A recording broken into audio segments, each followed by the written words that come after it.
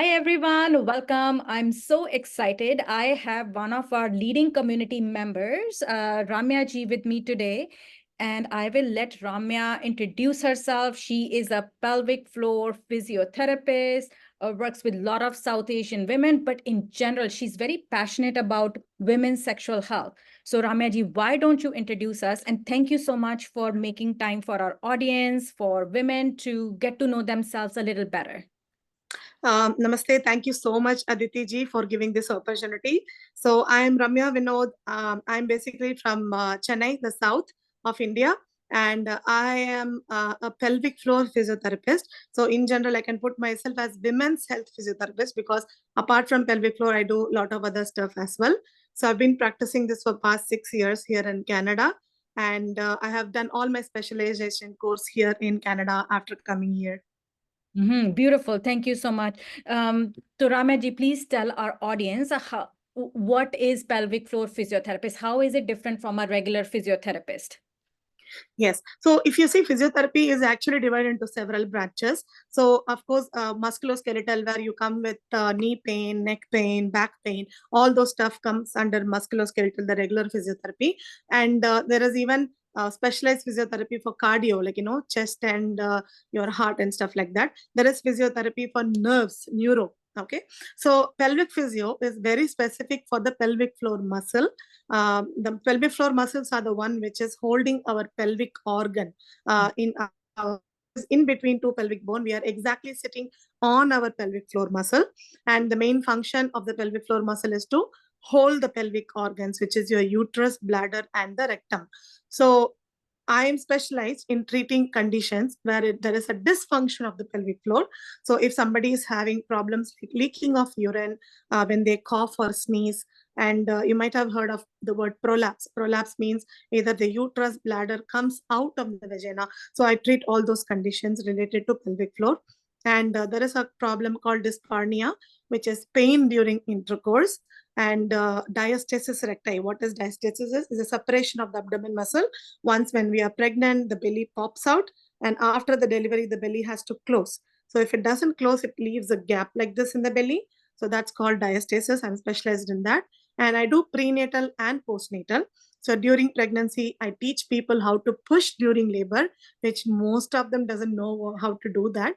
So these are all my specialty. I'm also doing a breastfeeding assistant and a consultant.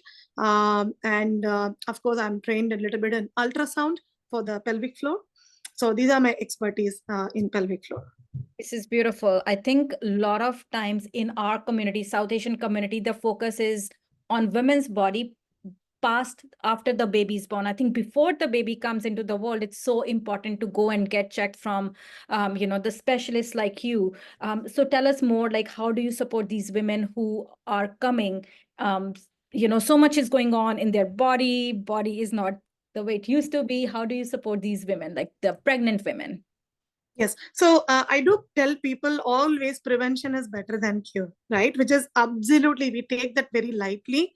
We just use it as a quote, prevention is better than cure. But how many of them are really being paying attention to what is prevention, right? So everybody, when we are pregnant, when especially with the first one, we have no idea what's going through in our body. And most of them around us keep telling us, oh, this is normal. It happens during pregnancy. It will go away once you deliver. Like, it doesn't work like that. There are many things we can prevent, like the low back pain, the hip pain, the round ligament pain. Everybody knows it's happening and why it is happening. There is very less people who have awareness how to stop it. But most importantly, women injure themselves during labor, because at that heat of the moment with pain, when they go to labor, when people are telling just don't hold your breath, push is not helping you, because it is a very new experience. You have no idea whether you're pushing in right way, are you breathing in right way, when which phase of breathing you should push the baby out. These things come only when you are aware of it before the delivery, not on the day of delivery, right? So that's exactly why I prepare women for labor, which is very important to preventing tears, the first degree, second degree, third degree tear, and using of forceps and vacuum, and ending up with C-section because this didn't work. The normal bath didn't work. So these are mostly preventive, which is very helpful during pregnancy. I suggest people to come around 6 months of their pregnancy. Right. Okay. And people who are trying to get pregnant, right? Like sometimes newlywed couples, not sure what's happening. Do you support them as well? Like especially women, if Yeah, they are so having. that is where exactly the mental health is coming in action. So of course infertility cannot be treated by pelvic physio, but I can just give them information about what to do regarding infertility, whom to approach, what are the ways, who are the people who will be able to help them with infertility. But there is no treatment for infertility in pelvic physio. But getting pregnant itself is an issue because they are unable to have a physical relationship like intercourse, because most of the women have anxiety of penetration. So I am helping especially those women who has vaginismus. So vaginismus is a condition where they have pain and burning in that area, and they would not let anything go in. They wouldn't have even inserted a tampon in their life. So they are very scared of insertion. So in that case, of course, it is going to lead to prolonged infertility and stuff, like they are not able to have intercourse. So those are the areas where I need help of a counselor or a psychiatrist to jump in and help with their anxiety and fear of penetration. Yes, definitely. And, a lot of times what we notice in our work as registered clinical counselors is, Ramya ji, that there is some kind of sexual trauma perhaps present, or sometimes things have been so normalized, in terms of what's normal, what's not normal, that we feel that, if we are engaging in certain behaviors related to our sexual health, that, it's right, is it not right? So those kind of questions, we've been traumatized, we've been overeducated, we are undereducated. Those all play a role when it comes to our sexual health, and it's a topic that we don't often talk about. So when people connect with you, Rameji, what are some of the common things you are noticing in terms of women's sexual health, besides like Yes. vaginismus is one, but what else is there? Yeah, that's a very beautiful question. So first thing is, apart from unable to have intercourse due to anxiety, I always ask for the past history. Why? Because in past history, if you keep digging, there will be some kind of emotional trauma or physical trauma in terms of child abuse. Somebody has touched the kid inappropriately, or somebody forced to have sex, or somebody who didn't want the marital relationship. They didn't like their husband, but the husband forced them to have intercourse. Or there are so many other factors like this which can they can start developing that anxiety there in the pelvic floor muscles. So another thing, as you said, like you have well put, like both undereducating and overeducating, both are issue. So what happens is, a mother who doesn't speak about any of the sexual thing, like be it masturbation or be it about intercourse or insertion, having a safe sex, the mother hasn't spoken about that, then the kids have no idea what that is, and they get scared when they want to go into the relationship. On the other hand, there are many mothers who scare the kids by giving them inappropriate advices, right? In terms of telling the kid to the point, oh, don't touch your private part. No, that's bad to touch your own private part. Don't let others touch your private part. Of course, we need to tell them the boundaries about how to identify child abuse, but not to the point where you push them to feel that that part is dirty, that part is something which is not mine. Like I am not connecting with my private part. And don't scare them by telling it is wrong to allow your boy to touch in a private part, or don't get into a physical relationship this earlier, no, this age, that age, wait until you're 25 or something. So when you keep telling negative things about physical relationship and being a relationship itself, then they kind of have like a stigma in the brain. So suddenly one day you tell them, okay, now you're ready to have intercourse, now you can have a boyfriend. No, it's not going to happen that day. It is not something, it's not a switch where you can just switch your mind like this, now I'm ready. Yes, I think education is so important in terms of what is right, and like right education at the right time. But you mentioned the tampons, that some women have not even inserted the tampon. So how can they have a connection with their partner? What's your take on, what we often hear, like nowadays teenagers are using tampons? What's your take on that? Is it good? Is it bad? Like there is so many myths. What's the reality? from as an expert point of view? So I really welcome that because in terms of you know, few years back when tampons were not there, I have no idea how we all had, you know, like pain. We all had pain during our intercourse, but we were able to, you know, break through it. We were able to process it and be strong enough to overcome that pain and stuff like that. Nowadays, I think kids don't have that courage to face pain, right? They are not ready to experiment. So if they are allowed to use tampon and insert, like don't worry about all the virginity stuff and all those. Like nowadays, I don't think that is going to even exist down the line, right? So if the tampon is being able to be inserted by the kid itself during the teenage, I think that will be a good start for them to start accepting and relaxing the pelvic floor. Yes. Okay. So you are noticing a lot of times in your work that pelvic floor muscles are not relaxed. So what are your expert tips in terms of how, as women, can we relax those muscles? Or if they're too relaxed, how can we strengthen them? Yes. So again, I just want to start with the symptoms of how the tight pelvic floor will feel like and how a loose pelvic floor will feel like. So I also had a patient who does not have much problem with the intercourse, but her problem was always burning during peeing. So often what happens every time when a woman has burning during peeing, she ends up thinking it's a urinary tract infection. So this patient had a very long journey of taking several antibiotics back to back, burning didn't go. And then she increased her water intake, burning didn't go. She had a cystoscopy done, dilatation of the urethra, it didn't go. So it's been several years this kid has been suffering with burning. Even now she had a baby, C-section, everything is done. Still the burning is there, right? It is just a very tight pelvic floor. On examination, you will feel moment you insert, the finger, you'll feel like it's extremely tight. She's clenching, right? She's always clenched and it's not relaxed. So what happens? Urethra is just like a tube from where the pee comes from. The pelvic floor muscle surrounds the urethra. Mm. Okay. So if the pelvic floor is tight and the pee is going to come from the urethra, it's going to burn because it's narrow. So if a tight pelvic floor is there, you can't enter or you can't exit. Both are the problem. So what are the problems with entering? Why is there balloons? Okay. So what are the problems with entering is difficulty in having intercourse, difficulty in peeing, difficulty in bowel movements. Okay. People having constipation. Right. So same thing happens when somebody is stressed. You might have heard all your patients who are stressed has constipation. Right. Yes. Yeah. It Psychosomatic. is closely associated. So I'm also specialized in treating constipation. Constipation is again a very big topic. I can go on for an hour about constipation. People take really light. So constipation is something you have to address right away. It can make the pelvic floor tight. It can also kill somebody. I'm not joking. Some people have died because of constipation. It can affect your heart.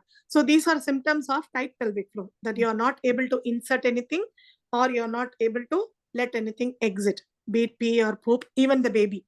If you don't relax the pelvic floor during delivery, the baby isn't going to come out.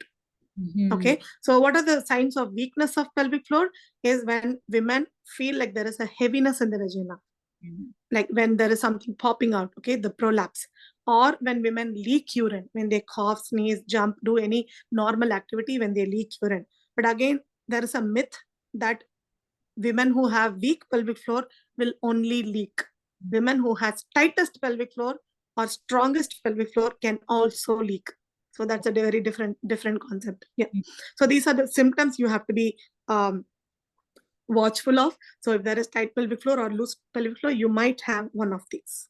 Right. Okay. So what are the simplest things that our audience can do, people who are watching this video can do in terms of strengthening a weak pelvic floor or relaxing a tight pelvic floor? I always tell breathing is the biggest culprit. If we breathe wrong, you will have a tight pelvic floor. At the same time, you might also have a weak pelvic floor. Okay. And one tip I can give people is to do belly breathing. The more you do belly breathing, diaphragmatic breathing.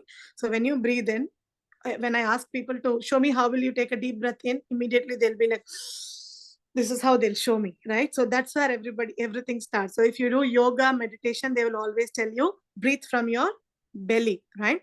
So that's the best way to actually start understanding about pelvic floor, is because when you breathe right, the pelvic floor works right. Okay. So unfortunately, whatever I tell you, if you are unable to process what I'm telling, like where the pelvic floor is my pelvic floor relaxing when I breathe in, is it coming along when I breathe out? If you have no awareness of the body, it is not going to help you. That is exactly why I tell my patients, see any pelvic physio who does internal exam, not the one which is just going to teach you exercise verbally. Okay, Yes. that's not going to help you. Somebody who can do internal exam and tell you this is how the muscle has to be squeezed. You have to squeeze in this direction. You have to squeeze in this phase of breathing. Only then that will be effective. Yes, yes. No, that is important that we can teach about breathing, but like someone doing internal exam can do that thorough assessment, which is a very key piece, right? That Yes. whether you can assume that I have, like you said, strongest pelvic floor, but then there are some of the things that you have to be watchful for. So what do you think in terms of like how is women's pelvic floor and mental health is tightly related? Like I feel what you mentioned that when we are stressed, those muscles can be stressed, and that can affect your, sexual life. So, but what's your take on how they are interconnected? Very simple. There is a book, which we all know, like the pelvic physios know. It's called headache in pelvic floor. Mm. So what does headache in pelvic floor means? Pelvis and your brain works like same. Just like how your brain can have memory, your pelvic floor can have memory. Just like how you are anxious and tensed here, that can show in your pelvic floor. If you're happy here, the pelvic floor is happy. So how does it work? For example, if you're stressed, if you're sad, you lost somebody, or if you don't like somebody, do you think you will be having a pain-free intercourse? No. Why? Because that is reflected on your pelvic floor, your anxiety, your sadness. You will also clench down there when you're anxious, and then the intercourse is going to be definitely painful. The same thing when you're relaxed, when you're happy, when you're in a mood to have intercourse, automatically due to the hormones, the pelvic floor muscle relaxes and let the penetration happen. So that's why your mental health is very important for your physical health, right? So could it be other way that if you're having a great sexual chemistry with someone, great sex, that you can relax? So you are Yes. tense, So that stressful person, but having a good physical connection with someone can relax and make you happy? you know what? It's so funny. All my pelvic floor patients' husbands really like me and they thank me. Why? Yes, Because I always advise them, you have to have intercourse frequently. yes, yes, And the husbands are like so thankful. They say, oh, because of you, my wife is actually thinking of it, right? yes. So what happens is the moment somebody has intercourse, there is like, it is almost like working out in gym, right? It is almost like doing a yoga for an hour. It is like going for an hour of walk, right? So there is both physical and mental relaxation because there is hormones, relaxin hormones, serotonins, they're all secreted during intercourse, right? So it is good Oxytocin, for the mental health and physical health well-being of the women and the men. Poor thing, they also need this. And then in general, the relationship is better. The family, the whole family is happy if the husband and wife are happy. yes, absolutely. No, that all makes so much sense. So if women want to come and get the internal exam done, how can they get in touch with you, and how can they, where do you practice, and what days, what hours? And I will add this information in the description below so people have way to connect with you. Yeah, so I am currently working in Back and Body Wellness Center. It is right opposite to Superstore on Scott Road. It is on Scott Road and 82nd. And you can call and mention that you are going to book for pelvic physio because I also see regular physio, the musculoskeletal issues. But you have to be specific in saying book with Ramya for pelvic physio. Then easily they can give you more information. I also do a free phone consult. So if you have questions that do I really need physio, like pelvic physio? I think I have the symptoms, but I have no idea if it is related to pelvic physio. Book a free phone consult with me. So I will be able to answer your questions and explain you why you need pelvic physio. Perfect. So Back and Body Wellness Center. Yes. Back and Body Wellness Center in Surrey, in heart of Surrey, I think. Yes. Yes. Okay, perfect. So thank you so much for sparing time for us. It was lovely chatting with you, and I hope that we continue talking about some of these issues in detail next time. And everyone, thank you for listening. Get in touch with Ramya ji if you are thinking how your mental health and your sexual health are interconnected and you want more input from someone who does internal exam. But thank you so much, Ramya ji, for taking time, and I hope to connect with you again soon. Definitely. Thank you so much. I really appreciate your time and this opportunity. You're doing a great job. Continue to do so.